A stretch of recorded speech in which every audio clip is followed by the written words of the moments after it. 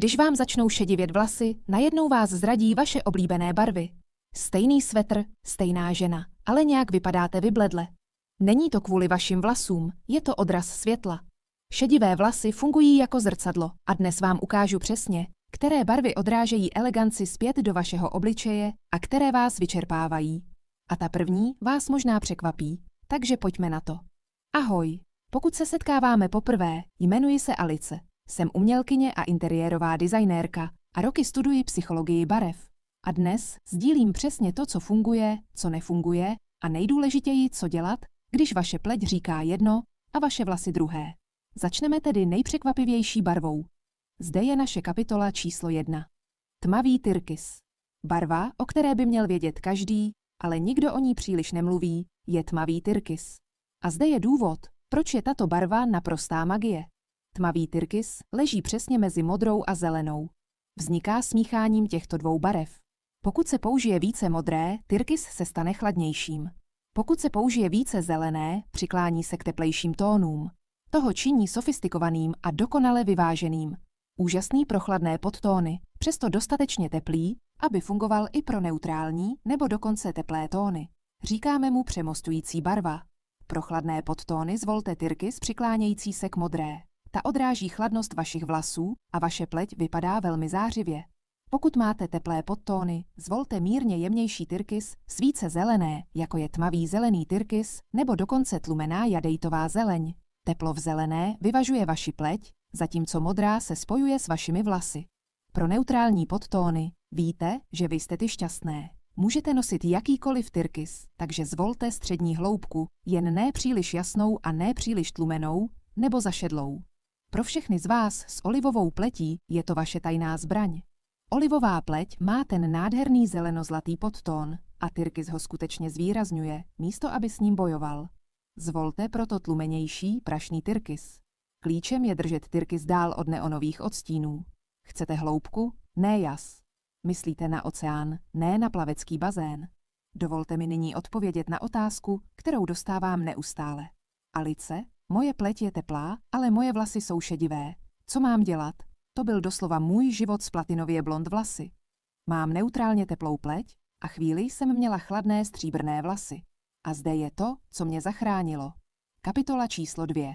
Dilema teplé pleti a chladných vlasů. Zde je moje strategie přemostění. Mnohé z vás to zmiňují v komentářích, že máte šedivé vlasy, ale teplou nebo olivovou pleť a nejste si jistí, co nosit. Přemostující barvy jsou přesně to, co potřebujete. Pokud máte teplou pleť a chladné šedivé vlasy, za prvé, v blízkosti obličeje, to bude 30% vašich barev. Zvolte přemostující barvy. Barvy, které v sobě mají jak teplé, tak chladné tóny. Například jemný perivinkle, protože v sobě má teplý fialový tón smíchaný s chladnou modrou. Tlumený tyrkys, o kterém jsme právě mluvili, teplá zelená, plus chladná modrá. Skvělé je také jemné burgundy, má teplou červenou plus chladnou fialovou. Druhým bodem bude váš základ, to je 60% vašeho outfitu. Jděte na neutrální chladné tóny, ale ne extrémně chladné. Například šedavě bílá a taupe se šedými podtóny. A třetím bodem bude váš výrazný doplněk, to bude přibližně 10% vašeho outfitu. Zde můžete přidat trochu tepla. Šperky v barvě růžového zlata, jen ne žluté zlato, nebo teplý korálový rtěnka. Tlumená, ne příliš jasná. Můžete také přidat koňakové doplňky. Pokud máte pepř a sůl ve vlasech, teplé konce, ale chladné odstíny kolem obličeje, chladné rámování obličeje, pak se oblékejte podle barvy, která je nejblíže vašemu obličeji. A vyberte přemostující barvy, které fungují s oběma. Máte větší flexibilitu než při zcela šedivých vlasech. Pokud máte olivovou pleť a šedivé vlasy, olivová již má zelený podtón, takže šedivé vlasy vás mohou nechat vypadat více tlumeně. Řešení je poměrně jednoduché. Stačí zvolit barvy s jasností, ne jasem.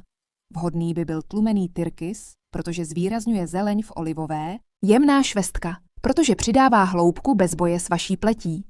Nejdůležitější je vyvarovat se čisté bílé, jasných pastelů nebo zlaté žluté, protože tyto barvy olivovou trochu příliš zakalují. A zde je další přemostující barva, která funguje doslova na každého. Zaprášená růžová. Pro chladné podtóny sáhněte po mouv růžové s nádechem levandule. A pro teplejší podtóny zaprášená růžová s náznakem broskve. Myslete na vintage růžovou, ne na sytě růžovou. Zde je místo, kde většina žen dělá s modrou obrovskou chybu, protože volí buď příliš tmavou, nebo příliš jasnou. Ukážu vám, co skutečně funguje. A pokud vám toto video dosud přineslo hodnotu, pokud už přemýšlíte o tom, co máte ve skříni, klidně dejte like. Pomáhá to YouTube ukázat toto video dalším ženám, které se potýkají se šedivými vlasy a cítí se ztraceny ve své skříni. Dobře, pojďme pokračovat naší kapitolou číslo 3. Jemná námořnická modrá a periwinkle. Proč tyto modré fungují? Námořnická modrá a periwinkle jsou vaše elegantní alternativy k černé a světle modré. Obě mohou být s šedivými vlasy trochu příliš tvrdé. Nejprve si povíme o jemné námořnické modré. Pokud máte chladné podtóny, zvolte klasickou námořnickou modrou, která není příliš tmavá a není příliš jasná. Pokud máte teplé podtóny, zvolte námořnickou modrou s mírně šedým tónem, jako je například břidlicová námořnická modrá. Pro olivovou pleť je nejlepší tlumená námořnická modrá, téměř uhlově modrá. Nyní si povíme o jemném periwinkle, protože periwinkle je úžasný. A proč? Protože v sobě má fialovou a fialová je nejmladší barva vůči stříbrným vlasům.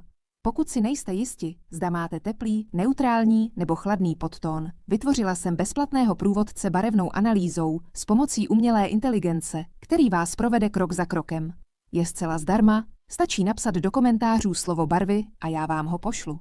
Možná si myslíte, dobře, ale co neutrální barvy? Potřebuji základní kousky. A máte pravdu, ale zde je to, co se mění se šedivými vlasy. Je to naše kapitola číslo 4. Posun v neutrálních barvách. Se šedivými vlasy musí být vaše neutrální barvy buď chladnější než dříve, nebo jemnější než dříve. Šedivé vlasy mění odraz. Takže i když je vaše pleť teplá, váš šatník často potřebuje mírný chladivý efekt. Co to tedy znamená podle podtónu? Pro chladné podtóny to znamená, že uhlová šedá bude lepší než černá. Chladná taupe místo prosté taupe. Pro teplé podtóny, a to platí, pokud je vaše pleť stále teplá, ale vaše vlasy jsou chladné. Sáhněte po šedavém tónu, což je šedá plus béžová, nebo jemné slonovinové bílé, jemné smetanové, nepříliš žluté. A teplé taupe se šedou. Klíčem je vyhnout se přímé béžové. Způsobuje, že vypadáte trochu žlutavě. Přemýšlejte o tom takto. Pokud jste dříve nosili velbloudí béžovou, nyní zkuste šedavou. Pokud jste milovala smetanovou, nyní zkuste jemnou slonovinovou. Malé změny, velký dopad. Než se dostaneme ke zlatému klenotu, dovolte mi ochránit vás před 3 největšími chybami s barvami. Je to naše kapitola číslo 5. Barvy, kterým se vyhnout. Co nefunguje se šedivými vlasy? Co nefunguje pro nikoho se šedivými vlasy, jsou na prvním místě oranžová, rezavá a dýňová. A proč? Protože tyto barvy se střetávají s modrým světlem, které odrážejí šedivé vlasy. Způsobují, že vaše vlasy vypadají trochu matně a vaše pleť žlutavě. Na druhém místě je čistá černá uhlová barva v blízkosti obličeje. Je prostě příliš tvrdá. Zdůrazňuje stíny a vrásky. Nahraďte ji uhlovou šedou, jemnou námořnickou modrou, o které jsme právě mluvili, nebo tmavou švestkovou, nebo tyrkysovou. A na 3. místě je krémová nebo slonovinová se žlutým základem. Jemně bílá je naprosto úžasná. Také ústřicově bílá a kostěně bílá. A dokonce jemná slonovinová, pokud máte teplé podtóny, ale vyhýbejte se bílým, které jsou příliš žluté. A zde je náš zlatý klenot jako vždy. Pro každého, kdo vydržel až do konce. Zde je technika, kterou jsem pozorovala, když jsem žila v Paříži. Jmenuje se technika barevného přemostění. Všimla jsem si, že nejelegantnější starší Francouzky se šedivými vlasy dělali něco naprosto geniálního. Nevybírali jen barvy k nošení, ale vytvářeli barevné přechody ve svých outfitech. Je to 3vrstvé barevné přemostění. Vrstva číslo 1, první vrstva, bude ta, která je přiléhá k vaší pleti. Vždy vaše nejlepší přemostující barva. Ta, která propojuje vaši pleť a vaše vlasy. Pro vás to může být zaprášená růžová nebo jemný periwinkle. Druhá vrstva, prostřední, bude vaše neutrální barva, která se přiklání k teplotě vašich vlasů. Pro šedivé vlasy to je obvykle šedavá, ústřicová nebo kostěně bílá nebo barva cínu. Pro vrstvu číslo 3, která bude vaší vnější vrstvou, zde si můžete dovolit být trochu odvážnější nebo chladnější, protože je nejdál od vašeho obličeje. Mohlo by to být uhlové, nebo to může být váš výrazný akcent, jako například tlumená malinová. A proč to funguje? Protože vytváří vizuální gradient od tónu vaší pleti k barvě vašich vlasů. Oko nezaregistruje střed, protože existuje plynulý přechod. Tak to vypadáte elegantně a záměrně, ne náhodně. To je ten vzorec. Zde je váš akční krok. Podívejte se nyní do své skříně a najděte jednu přemostující barvu, která funguje jak s podtónem vaší pleti, tak s vašimi šedivými vlasy. Sestavte jeden outfit pomocí techniky 3 vrstev. Pokud chcete úplný přehled každé barvy, která funguje pro váš specifický podtón se šedivými vlasy, s vizuálními průvodci, které si můžete vytisknout a uložit do skříně, pak jsem pro vás vytvořila průvodce. Odkaz uvedu níže, nebo můžete jednoduše napsat do komentářů slovo průvodce a já vám ho pošlu. Pravda je, že šedivé vlasy nejsou něčím, co je třeba obcházet. Jsou vaším nejelegantnějším doplňkem. Potřebujete jen správné barvy, aby zazářily. Pokud pro vás bylo toto video užitečné, podívejte se na toto následující video, kde vám ukážu 7 barev, které okamžitě dodají ženám nad 40 elegantní vzhled, včetně jedné barvy, kterou byste nikdy neměli nosit, a uvidíme se tam.